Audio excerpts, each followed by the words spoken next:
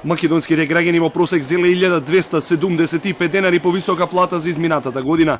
Државниот завод за статистика соопшти, а министерот за финансии Драган Тевдовски образложи како просечната плата пораснала за 5,6% заклучно јануари 2018, достигнувајќи 24.025 денари. Во однос на обвинувањата на опозицијата дека е променот моделот на пресметување, Тевдовски вели дека бројките се добиени од вистински исплатени плати, што пак може да се заклучи од порастот на прилив од уплатен персонален данок на доход, тврди Тевдовски.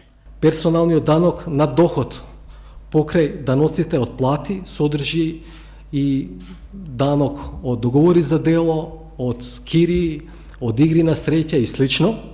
Ако се гледаат само приходите на персоналецот на плати во јануари 2018 година, тие се за 4,7% повисоки од јануари 2017 година. Покрај ова, на платата на придонесите во јануари е за 5% повисока.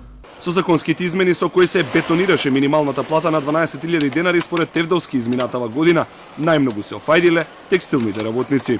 Во кожарството има раст на просечната плата од 2171 денар или 19% во споредба со јануари 2017 година. Во производството на облека растот на просечната плата е 2069 денари, тоа е раст од 16%.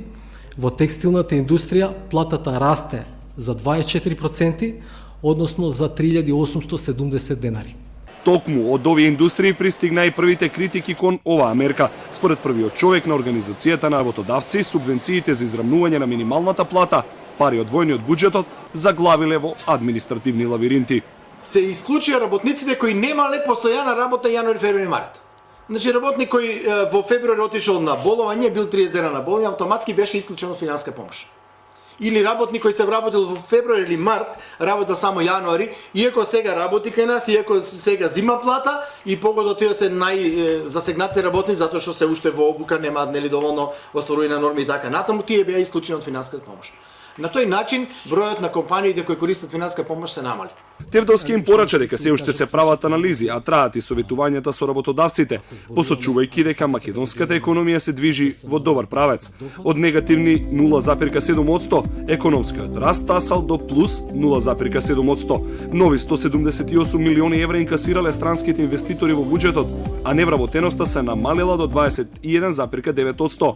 Како главна причина, министерот за финансии го наведе завршувањето на политичката криза.